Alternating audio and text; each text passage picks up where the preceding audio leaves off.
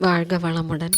நற்பவி மகாலட்சுமி தாயாரின் அருளை பெற்று செல்வத்திற்கு அதிபதியானவர் குபேரர்.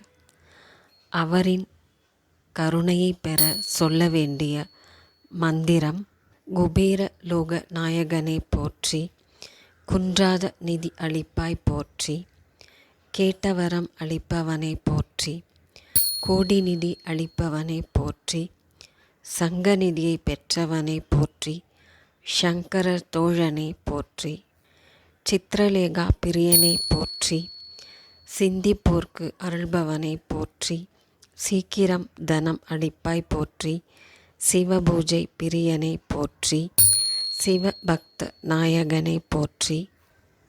வியாழக்கிழமைகளில் இந்த மந்திரங்களை சொல்லி வர குறையாத செல்வத்தை குபேரர் அருள்வார்.